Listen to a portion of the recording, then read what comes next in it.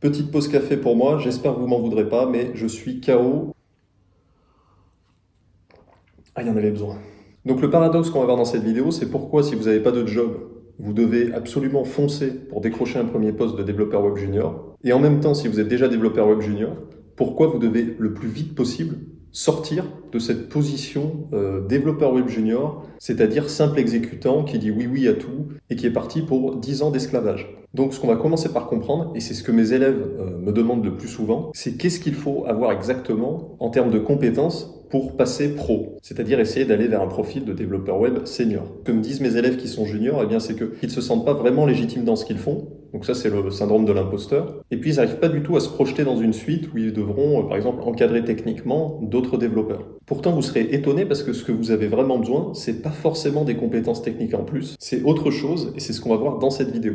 Donc la première chose que j'aurais bien aimé savoir quand j'étais développeur junior, eh bien c'est que l'implémentation du code, en gros, c'est un quart de votre problème. Alors qu'est-ce que je veux dire par là? Eh bien en fait c'est qu'en tant que développeur junior, on se concentre exclusivement à faire un code qui fonctionne. C'est-à-dire on code et ensuite on clique dans le navigateur et puis si ça fait ce qu'on voulait que ça fasse, eh bien on se dit c'est bon, c'est terminé. Donc ce que je dis souvent c'est que les développeurs juniors disent ça marche. À chaque fois que quelqu'un se contente de dire le code marche, c'est généralement qu'on parle à un développeur junior. Tout simplement parce que le fait d'implémenter, c'est-à-dire de coder une solution, c'est qu'un quart de votre métier, puisqu'en fait vous devez construire une réflexion plus large par rapport à votre équipe et à votre projet.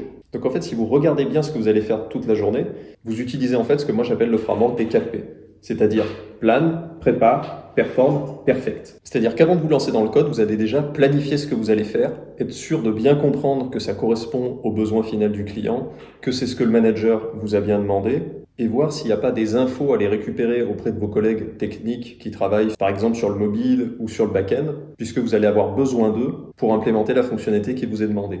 Mais tout ça, vous le faites en amont. Vous foncez pas dans le code et puis vous vous dites « Ah ben tiens, maintenant je vais aller tirer les ficelles de tout ce que j'ai besoin pour coder ce que je dois faire ». Donc la première chose, c'est planifier ce que vous allez faire dans un contexte équipe et projet. Dans un deuxième temps, vous allez vous préparer, c'est-à-dire de quoi est-ce que j'ai besoin exactement avant de commencer à coder. Donc peut-être qu'il y a des librairies à aller vérifier que vous allez utiliser. Vous devez peut-être vérifier un endpoint côté back-end pour voir s'il est bien déployé sur tel serveur et que vous allez pouvoir l'utiliser dans votre code, etc., etc. Et ensuite seulement, dans un troisième temps, vous allez faire votre boulot de codeur, mais vous aurez déjà tout vérifié en amont. Et entre guillemets, c'est aussi un des secrets qui permet de coder beaucoup plus vite, puisque vous avez déjà préparé toute la réflexion et ce dont vous allez avoir besoin au moment où vous commencez à coder. Donc vous ne vous retrouvez pas à commencer à coder et à tirer des trucs à droite à gauche, et du coup vous aviez annoncé que vous en aviez pour 2 heures, et puis en fait ça dure 3 jours, parce qu'il y a plein de choses que vous n'avez pas anticipées. Et ensuite, le quatrième point, moi c'est mon préféré, c'est que même une fois que ça marche, eh bien vous n'avez pas fini votre travail, puisque vous devez perfect, c'est-à-dire perfectionner la fonctionnalité que vous avez développée. Donc ça peut être nettoyer son code, ajouter des commentaires si on a besoin, faire passer un coup de linter pour nettoyer les erreurs de syntaxe et des tests automatiques si vous en avez, pour être sûr que vous n'avez rien cassé en ajoutant du nouveau code. Et puis, le plus important, faire un beau commit Git à la fin pour encapsuler tout votre travail, c'est-à-dire les 4 étapes que vous venez de faire, dans un commit qui est fiable et qui peut être réutilisé par les autres. Donc en respectant ces étapes, eh bien, ça va vous permettre de mieux comprendre quel est votre rôle exact dans le projet, au sein d'une équipe, et je pense que cette réflexion ne pourra vous être que favorable. Deuxième erreur que les développeurs juniors font, et que je faisais, mais je ne m'en rendais pas compte, ça va être de parler de soi. C'est-à-dire de parler de vous, de vos petites erreurs techniques. La requête réseau dans telle fonction n'a pas marché. J'ai une erreur de scope dans mon code, j'arrive pas à accéder à telle variable.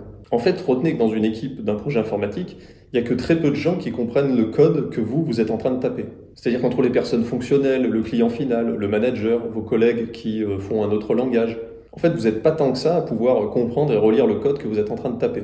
Vous devez donc absolument apprendre en fait à communiquer ce que vous êtes en train de faire de manière non technique, avec une vision plus globale. Ce qui intéresse généralement les gens qui encadrent un projet, ça va être les top metrics du projet, pour savoir où on en est.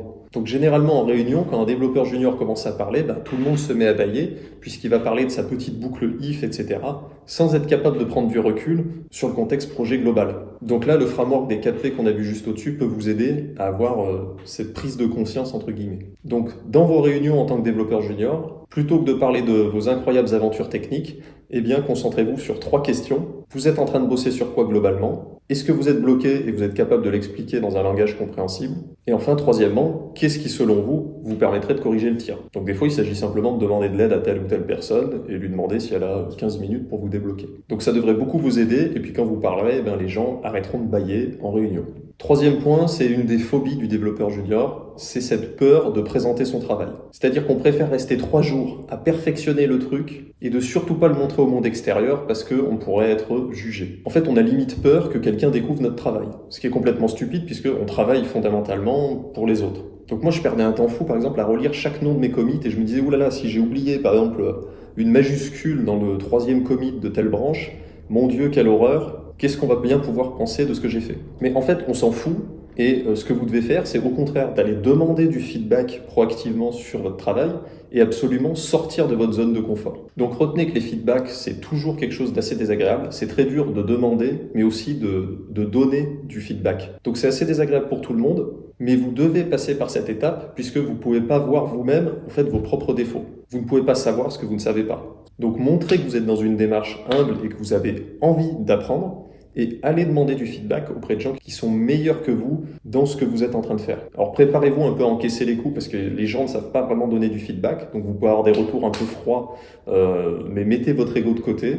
Et puis quand vous allez avoir des encouragements, des retours constructifs de la part de quelqu'un qui est calé dans ce métier, eh bien ça va vraiment vous décoincer plein de choses, vous allez faire un pas de géant en avant, et puis vous allez vous réconcilier avec ce que vous êtes capable de faire. Quatrième point que les développeurs juniors ne savent pas, c'est vision long terme, court terme. L'idée, c'est de construire une base de code qui va être utile sur le long terme dans le projet et pas simplement courir sur 2 heures, 3 heures ou un jour pour fixer le petit truc qu'on vous a demandé.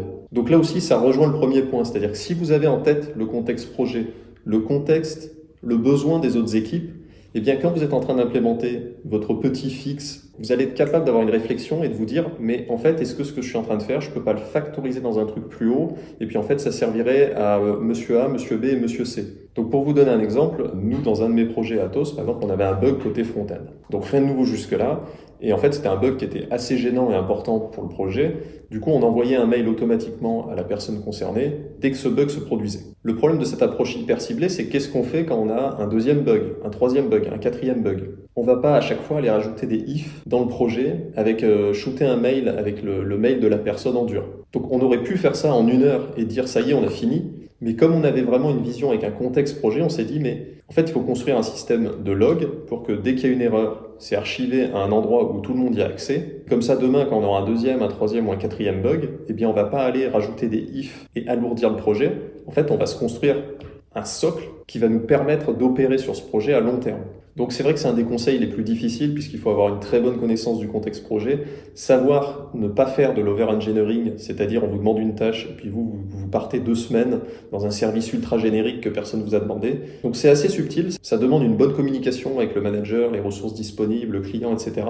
Mais si vous arrivez à le mettre en place, franchement, ça le fait quoi. On va se dire, putain, ce gars, il sait ce qu'il est en train de faire, puis il n'est pas là pour écrire 3 tartines de code et rentrer chez lui. Il apporte vraiment de la valeur sur le projet avec une vision plus long terme et moins étroite que la petite tâche qu'on lui a demandée.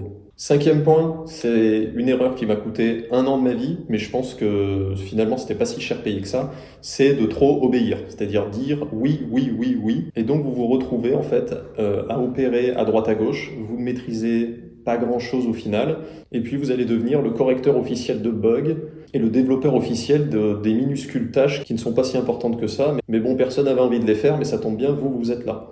Donc je plaisante à peine, c'est vraiment quelque chose que vous devez mettre en place, là aussi pour sortir de cette case de développeur junior. Donc là l'idée c'est simple, c'est que si vous avez appliqué les 4 conseils précédents, eh bien il est temps de passer au 5e, qui est de vous développer ce que j'appelle votre zone d'expertise, c'est-à-dire là où vous êtes le meilleur à pouvoir opérer dans votre équipe. Donc l'idée c'est simplement d'essayer de prendre le lead, alors toute mesure bien gardée, mais d'essayer de prendre le lead sur un des points faibles que vous avez remarqué dans l'équipe. C'est-à-dire il manque quelqu'un sur Angular. Ou alors peut-être il y a déjà un développeur senior sur Angular, mais bon, il en faudrait peut-être un deuxième. Bref, essayez de regarder s'il n'y a pas des petites failles, et puis y aller, et essayer de se construire vraiment une expertise, votre pôle d'expertise sur ce sujet précis, idéalement qui vous plaît, et sur lequel vous vous tuez pour vraiment le maîtriser à fond. Donc ça, c'est vraiment ce qui va vous permettre de décoller, puisque quand vous aurez cette posture d'expert sur un sujet précis et demandé par l'entreprise, eh bien vous allez pouvoir sortir de cette posture d'exécutant. Attention cependant à ce que j'appelle le syndrome Jimmy Neutron, qui est l'idée de créer du code hyper compliqué pour se faire passer pour un expert. Donc l'idée, c'est en fait on essaye de créer le code le plus compliqué possible pour que idéalement personne d'autre puisse le comprendre, et donc on se retrouve autoproclamé indispensable. Sauf que ça, c'est pas une bonne réflexion. C'est pas une réflexion de partage, c'est pas une réflexion où vous faites avancer un projet, c'est pas une réflexion où c'est agréable de travailler avec vous. Donc moi, pour donner un exemple, dans mon expérience perso, on avait un gros projet donc en Vue.js, et moi j'avais poussé à fond le TypeScript. Sauf que personne voulait en faire. Du coup, moi je me suis dit, c'est l'occasion, c'est génial. De toute façon, moi je vais vous montrer comment ça marche, et puis on va prendre le temps, et puis tout le monde va faire du TypeScript, et puis c'est génial, je pourrais vous montrer. Donc moi je suis parti en vacances 2 semaines, et quand je suis revenu, devinez quoi, tout le TypeScript du projet front avait été nettoyé, parce qu'en fait personne ne voulait en faire. Donc essayez pas de pousser quelque chose de manière complètement artificielle comme j'ai pu le faire. C'est vraiment une démarche un peu collaborative où vous allez construire votre pôle d'expertise mais sans essayer d'écraser les autres ou de vous forcer un peu la place. Essayez vraiment d'aller en fait simplement apporter de la valeur sur un sujet précis. Et donc même si vous êtes convaincu d'avoir raison, rappelez-vous que le but c'est pas d'avoir raison, c'est de gagner. Donc mettez votre ego de côté et construisez-vous un pôle d'expertise qui a du sens. Voilà, donc en appliquant ces 5 conseils, vous allez voir que vous allez petit à petit décoller de manière complètement exponentielle. Et finalement, c'est pas tant des compétences techniques qui m'ont permis de quitter un peu cette sphère développeur junior. En fait, c'est plutôt l'inverse. C'est en appliquant ces 5 points qu'on a vus que du coup j'ai été obligé de progresser techniquement sur certains sujets et que ça m'a fait sortir de cette case développeur junior. Mais j'ai commencé en fait par ces 5 points. Donc ça me fait plaisir aussi aujourd'hui parce que j'ai des retours de mes anciens élèves qui ont suivi certaines de mes formations, et j'ai un élève qui aujourd'hui se retrouve à encadrer 4 développeurs juniors sur un projet Angular, alors qu'il y a 2 ans, ça lui aurait semblé complètement délirant. Mais ce que je montre dans mes formations, c'est déjà des compétences techniques de terrain, puisque je concevais moi-même les formations que je donnais à Atos, qui correspondent à la réalité du monde de l'entreprise. Et puis ce que je montre aussi, c'est comment justifier et assumer vos décisions techniques pour pouvoir vous positionner par rapport à une équipe. Parce que si vous dites que vous avez vu ça dans tel tuto, c'est quand même moins crédible que si vous dites on fait comme ça, puisque c'est la bonne pratique recommandée par Google par exemple. Ou vous êtes capable d'anticiper. Si on fait comme ça, dans 2 mois, on va avoir tel problème. Alors que si on fait ce que je propose, bim, ça va scaler mieux à long terme. Bref, vous avez compris, être capable de prendre des décisions et assumer ses choix auprès d'une hiérarchie, de vos autres collègues et des clients finaux, c'est aussi une grande marche que vous faites pour quitter le développement junior.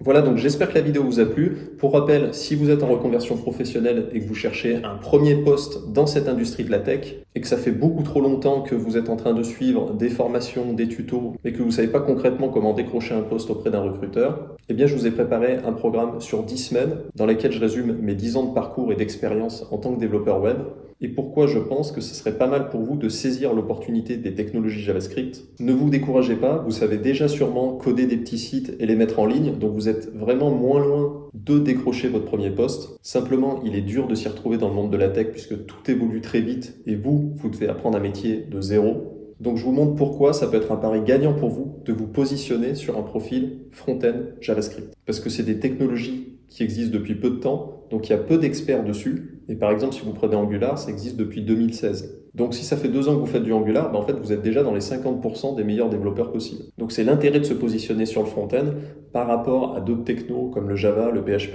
ou le Python. Vous avez des développeurs qui font ça depuis 10 ans, 20 ans. Donc c'est très dur pour vous, après une reconversion professionnelle, de venir se présenter face à une entreprise par rapport à ce genre de profil. En tout cas, je vous souhaite de très bons développements et puis je vous retrouve dans une prochaine vidéo. Allez, ciao!